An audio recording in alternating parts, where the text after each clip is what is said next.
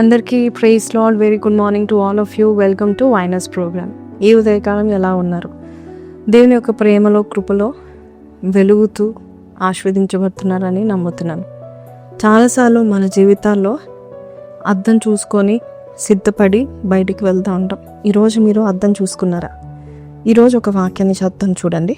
యాకోబు పత్రిక 1వ అధ్యాయము 21వ వచనం. అందుచేత సమస్త కల్మషమును విర్రవీగుచున్న దుష్టత్వమును మాని లోపల నాటబడి మీ ఆత్మలను రక్షించుటకు శక్తిగల వాక్యమును సాత్వికంతో అంగీకరించుడి. దేవుని యొక్క వాక్యమును సాత్వికంతో అంగీకరించే వారే బలపడతారు, బాగుపడతారు. సమాజంలో వారిని చూసిన ప్రతి ఒక్కరు కూడా సంతోషిస్తూ ఉంటారు. సో అలాంటి వాక్యాన్ని దేవుడు మనకి ఇచ్చి ఉన్నాడు. మీకు అనేకమైన ప్రామిసెస్ ఇచ్చి ఉంటాడు. ఆ వాగ్దానాలే కాదు, బైబిల్ అంతటి కూడా దేవుడు మన కల్మషాన్ని, అలాగే మన దుష్టత్వమును, విర్రవేగుతున్న మన బ్యాడ్ తలంపులను, క్యారెక్టర్ను, యాక్షన్స్ను దేవుడు సరిచేస్తూ ఉంటాడు. ఒకసారి ఒక అతనంట అద్దం ముందు నిలబడ్డాడు. ఆయన జుట్టు అంతా చాలా మెస్సీగా ఉంది. షర్ట్లో అన్నీ మరకలు కనబడుతూ ఉంటున్నాయి. అంతేకాదు ముఖం మీద స్పాట్స్ లాగా ఉంటా ఉన్నాయి. అంతా ఏదో దుమ్ము ధూళిగా అంటుకున్నట్టుగా, పని చేసినప్పుడు అంటుకున్న మరి ఆ పని యొక్క దుమ్ము ధూళి అంటుకున్నట్టుగా అద్దంలో కనబడింది. ఆ వ్యక్తి ఏం చేశాడంటే అద్దాన్ని పగలగొట్టాడంట. ఏంటి ఇంత దారుణంగా ఉందని.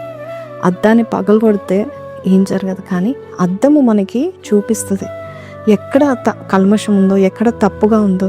బయటికి మనం వెళ్ళకముందు, సమాజంలోనికి వెళ్ళకముందు అద్దాన్ని మనం ఎలాగ చూస్తామో, దేవుని యొక్క వాక్యం కూడా మనము సాత్వికంతో స్వీకరించాలి. దేవుడు కరెక్ట్గా చెప్తాడు.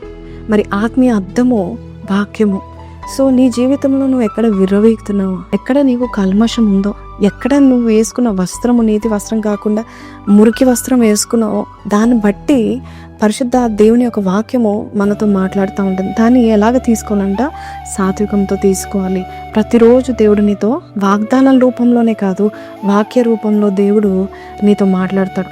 అద్దాలు మన రూపాన్ని తెలియపరుస్తూ ఉంటుంది, వాక్యము మన హృదయాన్ని తెలియపరుస్తూ ఉంటుంది.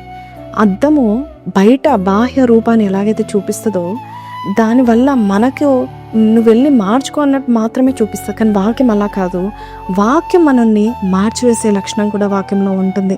వాక్యాన్ని, హృదయాన్ని కూడా మార్చివేసే ఒక గొప్ప లక్షణం ఉంటుంది. కాబట్టి ఈ వాక్యాన్ని నువ్వు ప్రేమించినట్లయితే, వాక్యం అంట స్ఫటికము కంటే చాలా క్లియర్గా మనకి చూపిస్తూ ఉంటుంది అంట. స్ఫటికము చాలా క్లియర్గా ఉంటుంది కదా, అలాగే స్ఫటికం కంటే కూడా ఎక్కువ స్పష్టతతో మాట్లాడుతూ ఉంటుంది దేవుని యొక్క వాక్యం.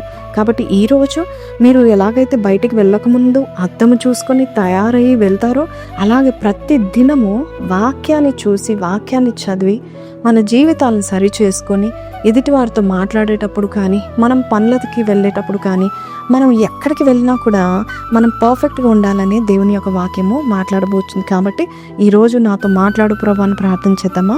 పరిశుద్ధుడా, మహోన్నతుడు తండ్రి, నీ వాక్యము స్ఫటికము కంటే నాయన ప్రభా, అయ్యా ఎంతో క్రిస్టల్ క్లియర్గా మాట్లాడుతుంది నాయన. అయ్యా నాతో మాట్లాడింది నాయన ప్రభా. నేను ఎక్కడ అయ్యా నాయన మరి కల్మషం ఉందో నాకు చూపించండి. సమస్త కల్మషము చూపించే నీ వాక్యం ఉంది నాయన ప్రభా.